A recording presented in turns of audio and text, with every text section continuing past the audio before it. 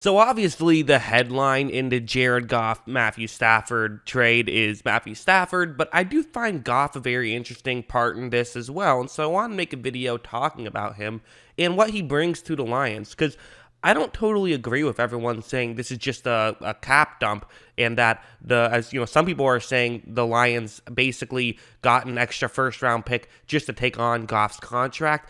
I can't see that being the case. Now, I don't think Goff's the long-term answer, and I do think he got traded to make the cap situation work, but he's not an awful quarterback, and I figured I'd make a video, talk about what he brings to the Lions, because I kind of love these moves. When you're rebuilding, don't just get picks, but also get some sort of young players who have potential, and Goff's far from a disaster.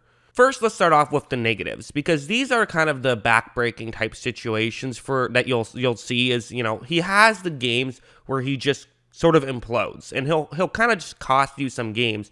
The Miami game was a great example of when he just sort of fell apart, and it's a lot of stuff like this. This is very similar to what, you know, why he fell apart in the Super Bowl a few years back, is plays like this. It's going to be really Miami's showing as though they're playing cover zero, where you think that they're going to be man coverage across the board. And while there is no safety deep, what Miami's going to end up doing is have two players drop back into coverage, and that's going to kind of fool Jared Goff, or at least they're hoping it is. If this is in fact cover zero, Goff is going to have to get rid of the ball pretty quickly, so that's obviously one factor. But the route that he would want to throw too quickly wouldn't be good against this coverage, since, you know, it's a good concept by Miami for sure, but I think that's the issue with Goff, is he gets fooled on good concepts. Watch, Goff takes the snap, and as you see, this is a throw that he shouldn't make, but if you were to take away everyone who is in front of the receiver he wants to throw to, then it would be a throw he absolutely should make. So that's just kind of the issue, is he just never sees the Miami player dropping back into coverage. And you know, this is Goff's biggest flaw, I would say. Goff makes this throw, and it's just an easy interception. And, you know, one thing I talked about in my Matt Stafford video is Stafford will throw some interceptions too. Stafford actually, on average, throws more interceptions than Goff does.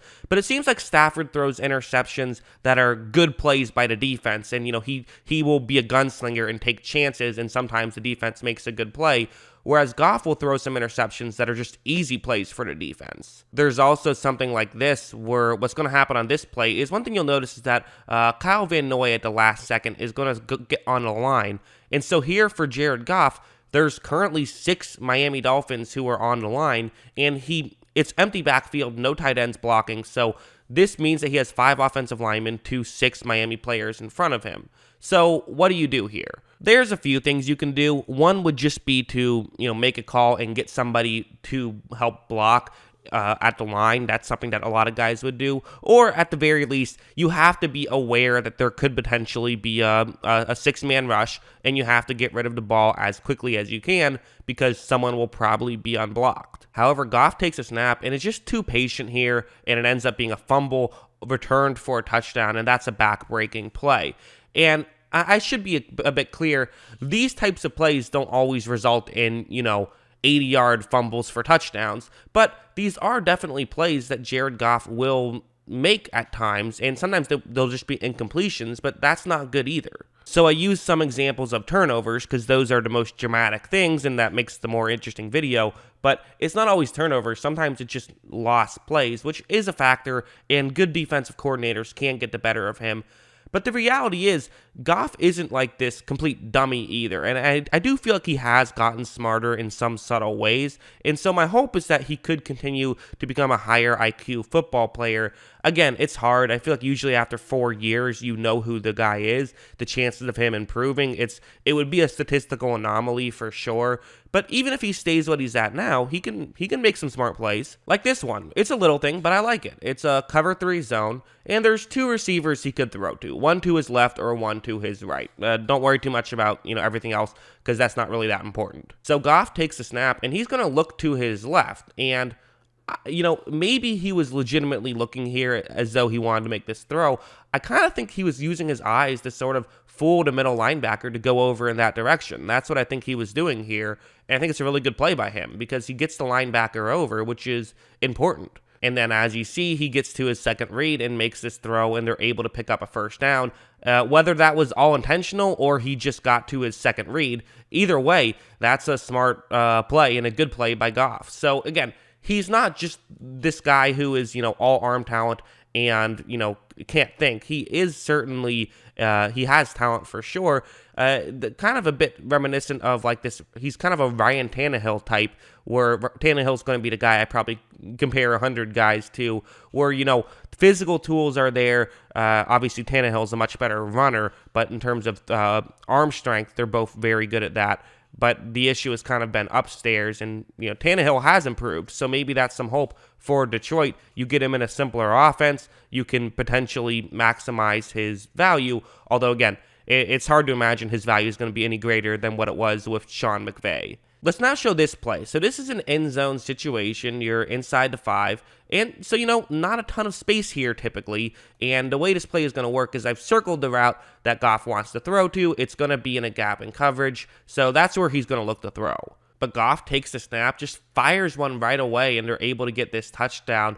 Again, good arm strength there. It's low in a way a little bit, but he's trying to throw it in a position where it's not going to be turned over if it's incomplete. So it's not as bad of a throw as it looks. It's actually a pretty good throw. I would say maybe a bit too far low, but that's pretty great. You can't argue for much better than that. And that's kind of my point, is he has a big arm. He can, he is accurate. He's not Matthew Stafford, but he's still pretty good. And you're getting a downgrade at quarterback, but it's not like you're just giving up the quarterback. And obviously the 2 first-rounders and a third-rounder help, but also like Goff is something. Goff is, in my opinion, a positive asset, especially because at the end of next season, you can cut him for no dead cap. So there's really very low risk in taking on Goff. That's why I think he's a positive asset. Like, this play is going to be another good example of that, I think. We're going up against Philadelphia this time. It's going to be a cover 3 zone, and Goff's going to run play action. He has a receiver who's running a route, and this is a good route against this type of coverage. It could get open. And watch, as you see, Goff runs the play action,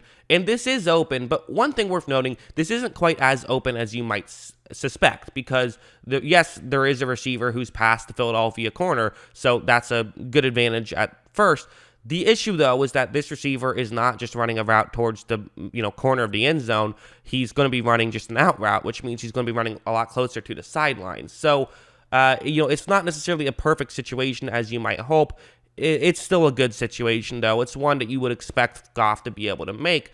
But one thing that's going to happen is that this is just going to be a perfect throw. Like, watch. As you see, I mean, I don't know. I don't think you could really ask for anything better than that. Maybe you could say he should have let him throwing it deep, but at the same time, like, that's not what his job is. And you don't want to, lose those yards trying to get an extra 5 yards by leading him deep and then having your receiver not be ready for it. So I think that's a good throw.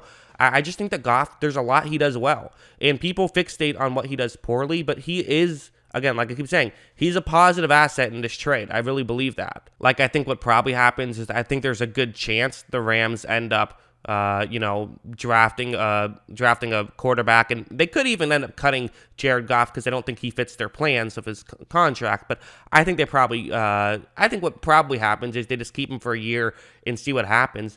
And quite frankly, I love these types of moves. I really do. I love these types of moves. When you see someone who is good, but the team doesn't want them, and good is relative, but I think he's a mediocre starting quarterback, which, has a good amount of value. And when you have someone that has value and a team doesn't want him anymore, get that player along with getting the draft picks and getting rid of, one of your good players, which I think it's tough because quarterback's such a tough situation. But I like this move from the Lions. I really do. I think it's a good decision for them. I still think that, Matthew Stafford's really good, and it does suck to lose him, but getting the draft capital, and he wanted to go, he's kind of earned a right to be able to request a trade with what he's done. So I think it's a good move for both teams. Most trades are. I think this is one of them. That's what I think. What do you guys think? Let me know in the comments below. Always love hearing from you. And of course, as always, thanks for watching.